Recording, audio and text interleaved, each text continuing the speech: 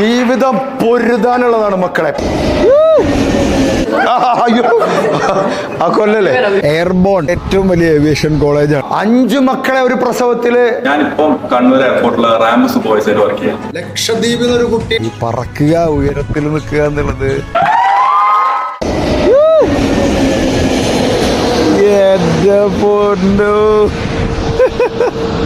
ഒരു ഫ്ലൈറ്റ് ഇറങ്ങുന്നു, അടുത്ത ഫ്ലൈറ്റ് പൊന്താൻ വേണ്ടി റെഡി ആയിട്ട് നിൽക്കുന്നു. എയർപോർട്ടിലെ 2 തരം ആളുകളുണ്ടാവും. ഒന്ന് ഇറങ്ങുന്നവരെ കാത്തിരിക്കുന്നവരും, ഒന്ന് കുറെ പേരെ പറഞ്ഞേക്കാനും.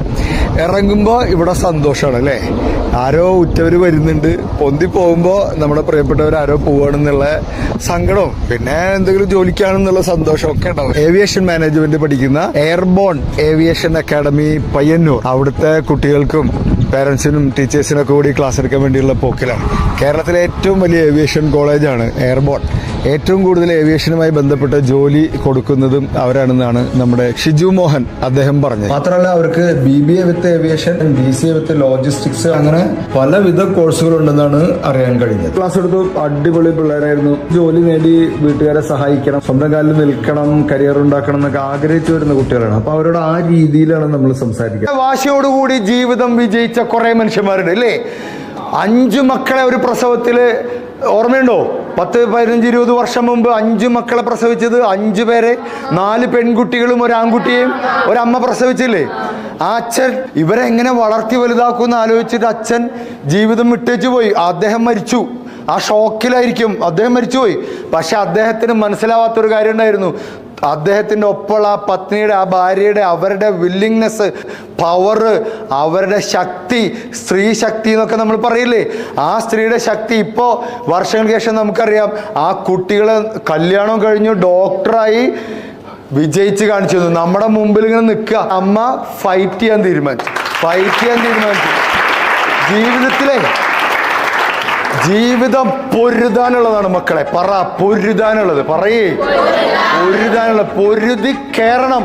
അതിന് നമ്മളെ സപ്പോർട്ട് ചെയ്യുന്നതാണ് വിദ്യാഭ്യാസം. ഞാൻ അവരായിട്ട് ഇന്ററാക്ട് ചെയ്തപ്പോൾ അവർ പറഞ്ഞു എയർപോർട്ടിലൊക്കെ രസമല്ല, എയർപോർട്ടിൽ ജോലി എടുക്കുക, ഇവിടെ പഠിച്ചിട്ട് വർക്ക് ചെയ്ത് അത് പിടിച്ചു. നിങ്ങളുടെ മുമ്പിൽ തന്നെ എക്സാമ്പിൾ ഉണ്ട്. ഇവിടെ പഠിച്ച ആളാണോ? Very good. ഞാനിപ്പം കണ്ണൂർ എയർപോർട്ടില് റാംബസ് ബോയ്സ് വർക്ക് ചെയ്യാം. ബെറ്റർ എക്സ്പീരിയൻസ് തന്നെയാണ് എയർപോർട്ടിൽ. പേരന്റ് എക്സ്പ്രസിൽ വർക്ക് ചെയ്യുന്നത് എയർലൈൻ സ്റ്റാഫാണ്. എയർബോണിൽ ജോയിൻ ചെയ്യുന്നതിന് മുമ്പുള്ള സ്വഭാവം അതിൽ ജോയിൻ ചെയ്തിട്ട് ഒരു 3 വർഷം ഡിഫറെന്റ്. കാരണം ഇവിടുന്നുള്ള ഒരു ക്വാളിറ്റിയും ഫസ്റ്റ് അവിടുന്ന് വരുന്നുള്ള ക്വാളിറ്റിയും ഡിഫറെന്റ് ആണ്. കാരണം ഇവിടുന്ന് തരുന്ന ഗ്രൂമിംഗ് ആയാലും, കാരണം ഗ്രൂമിംഗ് എന്ന് പറയുന്നത് മസ്റ്റ് ആണ്. ലക്ഷദ്വീപിൽ ഒരു കുട്ടി ഇവിടെ വന്ന് പഠിക്കാന്ന് പറഞ്ഞാൽ നമുക്കതൊരു വലിയ അഭിമാനമുള്ള കാര്യമല്ലേ. സ്ഥാപനത്തെ കുറിച്ച് അറിഞ്ഞ് വന്ന് പഠിക്കുന്ന കുട്ടിയാണ്. മോളുടെ പേരെന്താ? സുനൈന. അവള് വന്ന് ഇത്രയും പ്രതീക്ഷിച്ചില്ല എന്നാണ് ആ കുട്ടി പറയുന്നത്.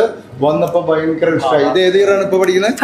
First year. അപ്പൊ തിരിച്ച് ലക്ഷദ്വീപിലേക്ക് ഒരു കിടിലൻ ജോലിയുമായിട്ട് തന്നെ പോകാൻ പറ്റണേ. ഗുഡ്.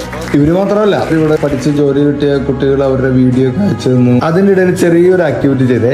ഒരാളെ സ്റ്റൂളിൽ ഇരുത്തിയിട്ട് അയാളെ ഒരു വിരൽ കൊണ്ട് പൊക്കാൻ പറ്റുമോ എന്ന് ചോദിച്ചു. ഒരു വിരൽ കൊണ്ട് പൊക്കാൻ ശ്രമിച്ചു, പറ്റിയില്ല. ഒത്തൊരുമയുടെ ഉദാഹരണം കാണിക്കാൻ വേണ്ടി ചെയ്തൊരു ആക്ടിവിറ്റിയാണ്. ഒരു വിരൽ കൊണ്ട് ആളെ പൊക്കണം. ആളെ തന്നെ 2 പേരും ചേർന്ന് പൊക്കിക്കും. ഇല്ല, ഒരാൾ കൂടി വന്നേ. മോൻ വാ, മുടിയാൻ പൊക്കിക്കോ.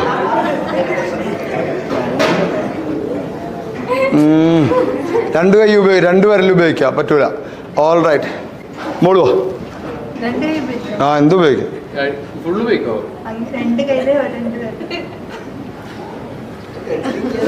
അയ്യോ ആ കൊല്ലല്ലേ. ഓക്കെ, ഞാൻ പറയാം. ഇങ്ങനെ പിടിച്ചേ. ഇങ്ങോട്ടോ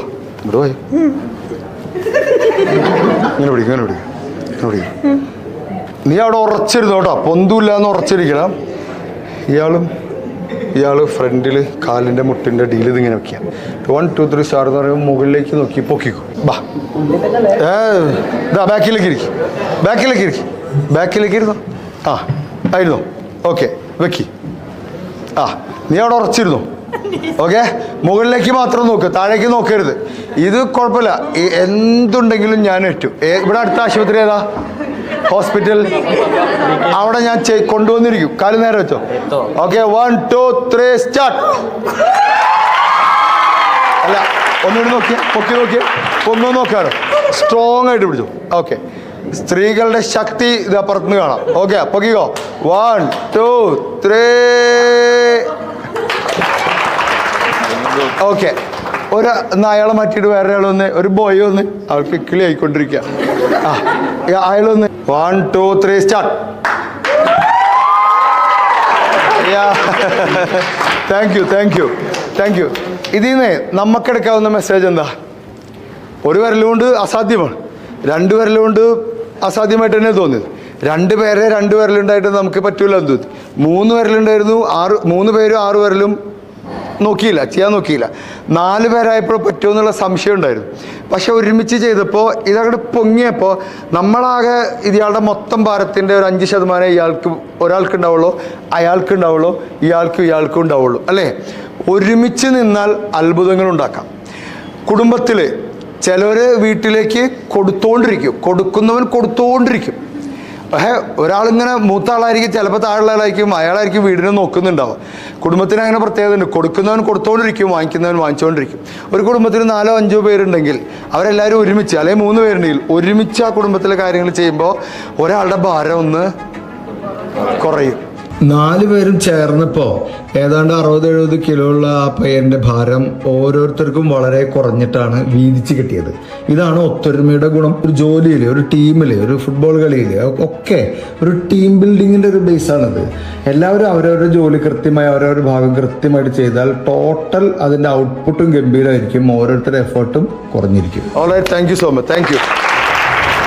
ഓൾറൈറ്റ്, ഏത് കോഴ്സിന് ജോയിൻ ചെയ്യുന്നതിന് മുമ്പ് കൃത്യമായ അന്വേഷണങ്ങൾ നമ്മുടെ ഭാഗത്തു നിന്ന് നടത്തിയിരിക്കണം. നമുക്ക് പറ്റുന്ന കോഴ്സാണോ എന്നുള്ളത് അറിഞ്ഞിരിക്കണം.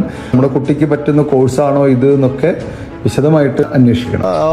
എന്തൊരു സ്ഥലം, എത്ര പ്രതീക്ഷകളുടെ ഭാരം കൊണ്ടുമാണ് അവര് പൊന്തിപ്പോകുന്നത്. ആദ്യമായിട്ടൊക്കെ യാത്ര ചെയ്യുന്നവർക്കൊക്കെ എന്തോരം ടെൻഷൻ ഉണ്ടെന്ന് അറിയാം. അവരെ കംഫർട്ടബിൾ ആക്കി കാര്യങ്ങളൊക്കെ പറഞ്ഞു കൊടുക്കുന്ന ജോലിയിൽപ്പെട്ടതുമാണ് കേട്ടോ ഈ ഏവിയേഷൻ എന്ന് പറയുന്ന ജോലി. ഞാൻ പണ്ടൊരു വീഡിയോയിൽ പറഞ്ഞിട്ടുണ്ട്, നിങ്ങളെ ആരെങ്കിലും അടിക്കുന്നുണ്ടെങ്കിൽ അവരുടെ മുകളിലൂടെ പറക്കുക. അപ്പൊ ഈ അടി നമുക്ക് ടാറ്റ തരുന്നത് പോലെ തോന്നും എന്നൊരു ഡയലോഗ് ഉണ്ടായിരുന്നു പണ്ടത്തെ ഒരു വീഡിയോയില്. ഒരുപാട് പേർക്ക് ഇഷ്ടപ്പെട്ട ഒരു ഡയലോഗാണ്. ഈ പറക്കുക, ഉയരത്തിൽ നിൽക്കുക എന്നുള്ളത് ഒരു അച്ചീവ്മെന്റും കൂടിയാണ്.